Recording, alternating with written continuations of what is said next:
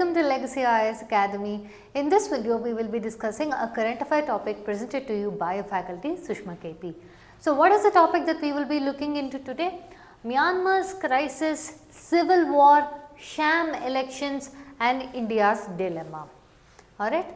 Now, what exactly is happening in Myanmar? See, it becomes one of the longest civil wars of Myanmar, wherein it has now become 5 years since there is civil war in Myanmar, which is ongoing. Amidst this, the present controlling Junta party in Myanmar has hastily announced elections somewhere around December 2025 to January 2026. They have not specified or mentioned the exact year, but they are telling that they will hold the elections and they do not want anyone to disrupt the elections. For those who disrupt the elections, they have held that there will be a jail term of 10 years. Understanding?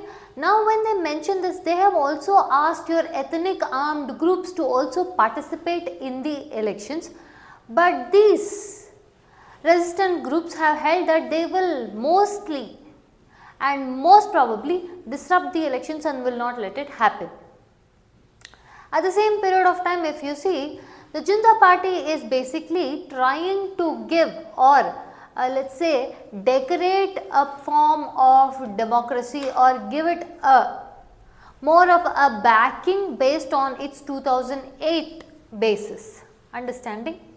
And also one of the main things, if we see here, unless and until all the parties together, that is all your divided fronts together come front and conduct, there cannot be a proper federal structure. And the so-called elections that are going to be conducted as told by them, of the 51 million population, 15 million population ka data census is missing. Now, in this comes the entry of China, Russia and India and the fear of spillover effects. What are these? How it is? We will see in the course of the video. If you see the political background, in 2021, the Democratic Party, that is government led by Aung San Suu Kyi, was ousted by a coup and the military took over. Now, this led to a widespread civil unrest and resistance. A lot of opposition forces came up, which were National Unity Government, PDF 21 ethnic armed groups. We will be calling them as EAGs, ethnic armed groups. Understanding? So, these are the ones who are now controlling your Myanmar in different zones. The so-called election plan. The junta has removed the temporary timeline and held that the elections will be held in December 2025 to January, somewhere in this period of time, without mentioning the time. 53 political parties have registered, and one of the issues is any resistance by anyone who will not allow for the elections to be conducted will face 10-year jail term, is what they have told. Whereas the resistance groups are claiming that they will most probably and will definitely disrupt the elections and will also punish those who are going to take part in the election process. Understanding? So, now if the so-called elections take place, where will it be? Now, it will largely be in pro-junta groups domination. Understanding? And the so-called the sham elections is nothing but let us say a process in trying to legitimize whatever the government that they are going to create under your 2008 constitution. Clear?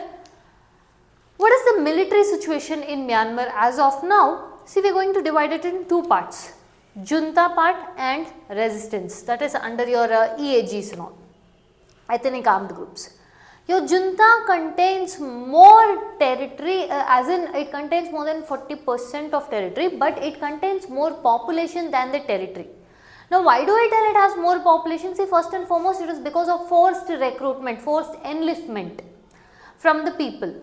And also its support from your China also it is getting, and also Russian support is also coming, especially under your Su-30 were all given by Russia.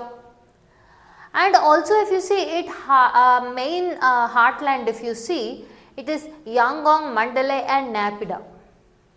Whereas if you the resistance groups, they control more land and lesser population. Understanding? The heavy fighting areas are the Rakhine state, which has the Arakan army, and Sagaing and Kaya. Now, if you see the entry of China and Russia, see, China is in such a manner trying to involve in Myanmar where it is the only one that has both ties with the Junta party also and also with the resistance groups also. Why? Because here China is, and even here China has told that it is ready to come out and mediate and be there for the elections, back the elections, everything at the same point of time. We have seen 1027 operations wherein the three resistance, let's say your EAG, ethnic armed group and all, were able to counter your junta. So, your China is one that is both level playing with respect to juntas and also EAGs. Why? Simple, it is trying to protect its investment. Understanding? China Myanmar economic corridor and its Kapu port, gas and oil pipeline, and at the same point of time it is giving the security companies for the infrastructure. Basically, in China trying to involve with both the groups is a simple logic of China trying to secure its investment. If you see with respect to Russia, Russia is again backing your junta group. It is provided with Su-30 jets and also it is building Davai port. Compared to all the external forces in Myanmar, the one having the strong setting and foothold is that of your China.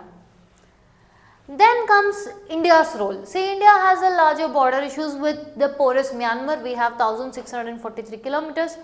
And one of the things is, if we see from humanitarian sides, recently when Myanmar suffered an earthquake, India conducted Operation Rama and gave in a lot of food aid, medical aid and also with respect to assistance. Again here India also has a lot of things for protection with respect to Myanmar. One is your Kalagan multimodal project and also your trilateral highway and Sitwe port, which is surrounded by your Arakan army. Amidst this point of time, India is fearing for open support of anything, because again this would lead to a spillover effect to the northeast, and that did happen especially in reluctance to engage with your EAGs. Understanding, unlike China, India is more of a secondary actor. China among all the external forces is the primary actor. Recently hot pursuit ops were conducted in 2025 where drone strikes were done on ULFA and with your junta coordination. Again the fear of spillover effects is also there. Another important thing, if you see recently, especially with the infighting or the refugee crisis that is coming, more than 40,000 people from your Kuki-Zo have fled to your Mizoram and Manipur areas.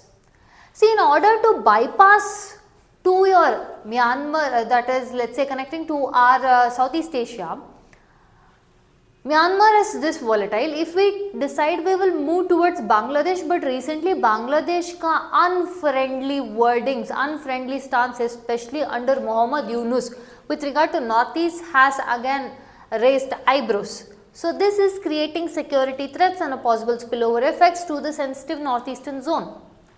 So, what exactly lies ahead for Myanmar? If you see, this is a limited elections likely to be conducted only in your junta dominated areas, and again these are coerced participation. People may be forced to vote, or let's say they would be under stress to be participant of this. Even under your resistance groups, there is clear fragmentation, there is no unity, and until all of them come together, a proper federal structure cannot be determined for your Myanmar. Next, when we see about your hybrid role, present scenario is just trying to cement its position to based on your 2008 constitution, but no real change can be seen. What can India do, especially now with the ASEAN summit rotations and all those? It has to engage with the resistance at least through different tracks of diplomacy, let's say track 2 diplomacy, and it has to strengthen its intelligence and also drone warfare. It has to develop contingency plans for your influx of refugees which are coming to your Mizoram, and bring up security projects, because again our projects are surrounded by your Arakan army, and use soft power. Soft power as in when India conducted Operation Rama, it had a good yield with respect to Myanmar people.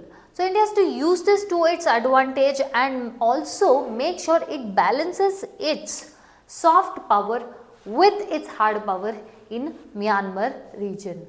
So this is what is happening with respect to Myanmar and India's implications. If you like our content, subscribe to our channel, hit the like button, share it along with your friends. Thank you.